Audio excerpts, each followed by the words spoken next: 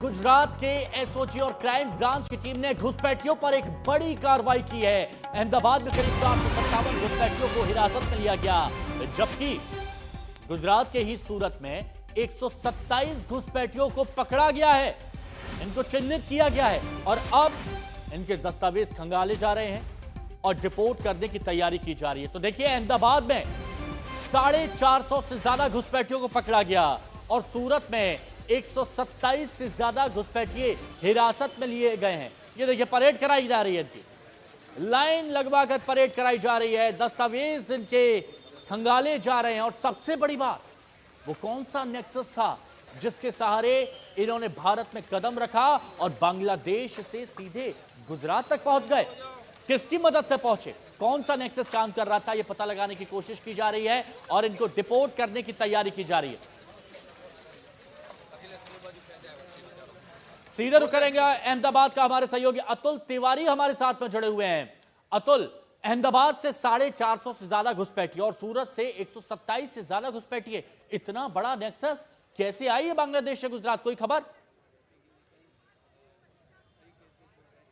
बिल्कुल, मैं सीधी मेरे पीछे की तरफ की तस्वीरें बताना चाहूँगा, जिसमें आप देख पा रहे हैं कि दोनों तरफ रस्से हैं और बीच में जो बांग्लादेशी घुसपैठिए जो कि पिछले कुछ महीने कुछ साल से अहमदाबाद के चंडोला में आकर बसे हुए थे, उन्हें पुलिस ने डिपोर्ट कर लिया है, तुरंत गिरफ्तार कर लिया है और इनके जो डॉक्यूमेंट्स हैं वो खंगाले जाएंगे। आप देख रहे हैं दोनों तरफ पुलिस का चुस्त पहरा है और बीच में से जो बांग्लादेशी घुसपैठिए हैं उनको पुलिस के द्वारा अभी गिरफ्तार करके परेड कराई जा रही है। और थोड़ी ही देर में अहमदाबाद के कांकरिया फुटबॉल ग्राउंड में जहां पे इनको हिरासत में लिया गया था, वहां से पुलिस लेकर अहमदाबाद क्राइम ब्रांच की जो ऑफिस है वहां पहुंचेगी। सबके जो डॉक्यूमेंट्स हैं उसकी जांच की जा रही है। 457 पुरुष घुसपैठिए हैं। महिला और बच्चों की संख्या की बात करें तो ये आंकड़ा करीब अहमदाबाद का ही 800 हो जाता है। इसी के साथ सूरत में भी देर रात को जो कार्यवाही हुई है उसमें 127 जितने घुसपैठियों को हिरासत में ले लिया गया है। हमारे साथ जेसीपी अशोक शरद सिंघल जी हैं, उनसे बात करेंगे। सर, किस प्रकार से कार्यवाही और किसकी मदद से ये लोग यहाँ पहुंचे हैं?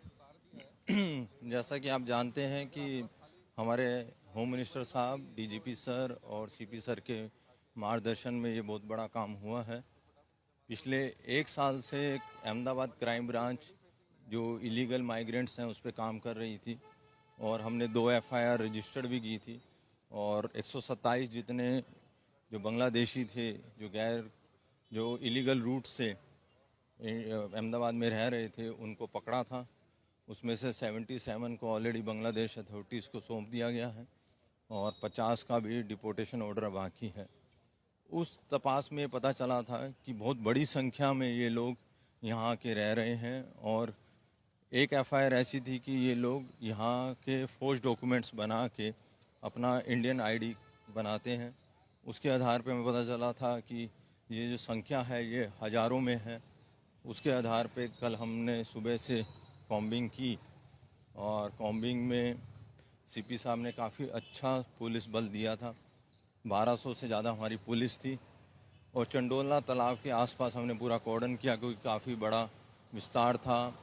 रात का बड़ी कार्रवाई तो की गई है, ये तो स्पष्ट हो गया जेसीपी की बात को यहाँ पर सुनते हुए। बहुत छोटी, लेकिन यहाँ पर सूरत की तस्वीर देखना भी बहुत ज्यादा जरूरी है और सूरत में आप देखिए कितनी भारी तादाद में है। और अभी जो बड़ी खबर जो मिली है वो आपके लिए जानना बेहद जरूरी है, क्योंकि ये बताया जा रहा है कि 457 जो घुसपैठिए हैं वो तो पुरुष हैं, लेकिन अगर इनमें महिलाओं और बच्चों को जोड़ दिया जाए तो ये आंकड़ा 800 के ऊपर निकल जाता है। ये बात कहां की है? अहमदाबाद की। अब दूसरी तस्वीर आप देखिए, सूरत की दूसरी तस्वीर, जहां पर 127 से ज्यादा घुसपैठिए हैं और यहां पर भी महिलाएं और बच्चे अलग हैं।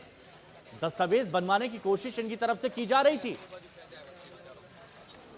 राज्य सरकार के आदेश के बाद अहमदाबाद पुलिस और सूरत पुलिस ने सर्च ऑपरेशन किया था। उस सर्च ऑपरेशन के तहत जो बांग्लादेशी है उन्हें हिरासत में लिया है। आप देख सकते हैं सूरत के अलग अलग इलाकों से इन बांग्लादेशियों को हिरासत में लिया गया है और पुलिस अब इनको हिरासत में लेने के बाद इनसे पूछताछ करेगी।